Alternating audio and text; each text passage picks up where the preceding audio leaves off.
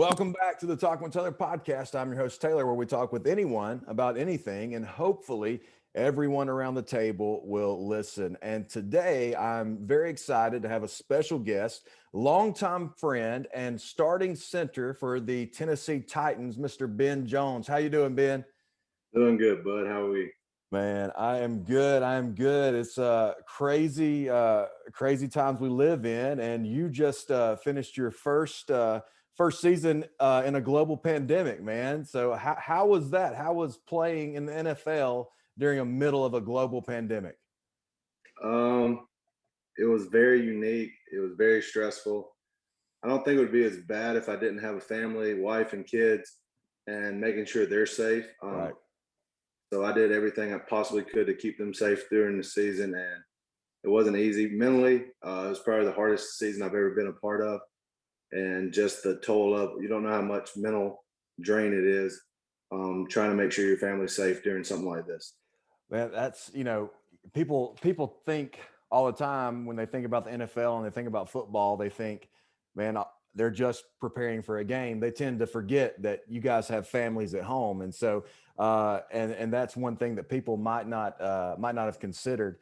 Well, speaking of COVID and the NFL and getting ready for games, what was that process like? Was there quarantine? I mean, was there a bubble, kind of like the NBA? How did that work? So for us, we got tested every day starting July 23rd. So six Wow. straight months.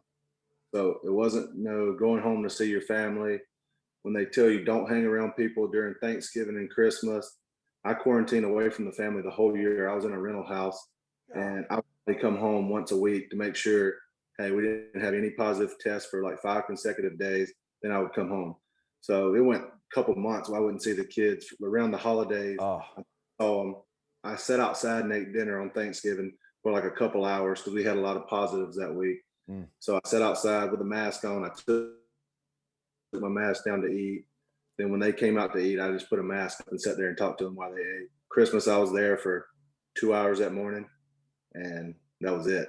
Then, oh, then after Christmas, I didn't see them again till after the playoffs wow. because literally every week it was either the guy I was blocking, the guy next to me had it, or the team I just played had it. So I was exposed. I was high risk like every week.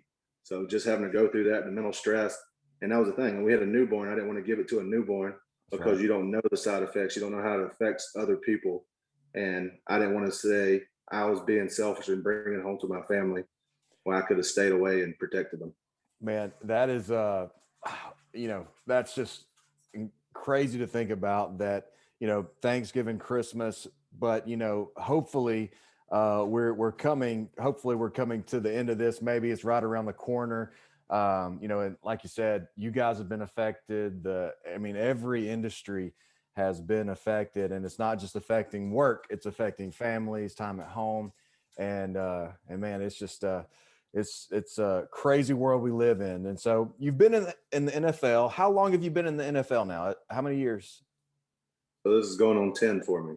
So man, as a decade in the NFL, dude, that is insane. So 10 years, a decade in the NFL. And so let's talk a little bit about your draft process, where you were drafted and how you ended up in Tennessee. Yeah, so drafted in the fourth round, 99th pick to the Texans. Ended up starting there as a rookie. Started 10 games. Then I started at guard. I played at both guards at Texas. I started at right guard my first year, then moved to left guard. Then my fourth year there, their center retired, so I actually go back to center my fourth year. Then I went to free agency, and people don't understand in free agency. You think it's all glitz and glamour. I remember sitting there on the phone. My agent's like, "Hey, you got to make a decision. Where do you want to go? You got three teams with the offer, and if you don't make a yes, they're gonna sign somebody else." Mm. My wife's crying in Target on the phone, like, I don't know what to do. You make the decision. And I was like, all right, we're going to Nashville. All this happened in under an hour. Wow. So your life, you never know. You don't kind of get to choose where you want to be. You all of a sudden, like in college, you kind of pick. You have offers, you get to go. Yeah. You get drafted, and you just got to pick up the next day. No friends, nothing. You just got to move. Man, that's I remember when you were drafted and when you made that transition to the Texans, and then you came to the Titans. And Man, I'm glad you're at the Titans because you're not too far from us now, so we can make the trip on up to Nashville and see you.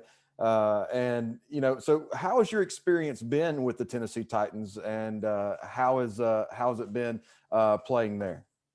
Yeah, it's been great. Coming here, we had the first pick in the draft, so we were the worst team in football when I decided to sign here. I was like, but I had a calling here. I knew we were ready to start having kids, have moving close to family, and that was a big point.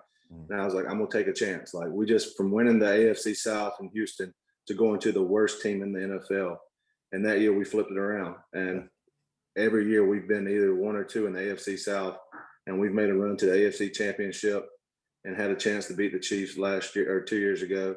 And this year we won the South again and set a record. Derrick Henry rushed for over 2,000 yards. It's only happened 5 times in the Yeah. whole NFL ever. So just hitting milestones like that I never thought I would hit. And God has a plan for you, and you just got to trust His path. Absolutely, and you speak of that. That's a testament to Derrick Henry, but as well as a testament to the line that you guys have been a part of history. Like you said, making history and being a part of some incredible games, accolades, and like you said, man, God has got you guys there for a reason, and it's very, very clear to see. And so, just a few more questions, man, before we go. So you mentioned college and high school. I had the privilege and opportunity to play with you in high school as a freshman. I remember I got to play some fullback some when Charles Conwell wasn't running me over, knocking me out. And so I remember that practice where I got knocked out and woke up in the locker room, and he was sitting next to me, and I asked him when his practice started, and it started about 45 minutes prior, and I'd got knocked out. But I remember, just being able to run behind Ben, and literally the holes would open up like the Red Sea. And so it was a great time in high school. So how was your high school and college experience when you were playing football there? Yeah, I think the biggest jump is from high school to college. Going in high school, the coaching, the amount of players, you might see a good player as an offensive lineman. I might have blocked 2 good guys a year in high school. Then you take the next step in the college, and you're going against all SEC guys that are 22 years old when you get there as a freshman, who's been working out in a college program for 4 to 5 years. Right. You're like, I don't belong here. Like, how did you told me I was gonna be able to start as a freshman? You lied to me. But being able to start there for 4 years and trusting the process, then the next step's not as big, I don't feel like, because playing at Georgia, you're playing those type of players week in and week out. That's right. Biggest difference from the NFL to the pros. Once that starter went out in the SEC, the next guy wasn't as good. In the NFL, it could be the third string guy, and you can give up a sack to anybody. Yeah. Like anybody on that team was the man at their college, and you have to be on your A game every week, every snap. That's right. That's right. And man, that's just a testament to your character, to your leadership, and your work ethic that you were able to start as a freshman at Georgia and go on to the NFL. Well, man, our time is running out. And before we go, I know we're going to have a lot of young athletes listening today. And what is one piece of advice that you'd give them as they're going through middle school, high school, as they're preparing, whether it's college baseball, football, whatever it may be? What's a piece of advice that you could give them for their dreams and aspirations? Yeah, for me, academics came first in high school. Like if I couldn't get in, I had to get into all these schools first. So I was a straight A student coming through, and that work ethic shows college that hey, I was dedicated, but I didn't want to leave anything left out there for me. I worked out before and after baseball games to make sure because it was important to me. I wanted to make that next step. It didn't just how I say I wanted to do it. I actually showed it Right. and made it happen. And it's not what you say you do, is what you do. And having a routine. I get up every day. I do the same thing. I work out every day over Zoom with my cousin who's in high school at Bibb County.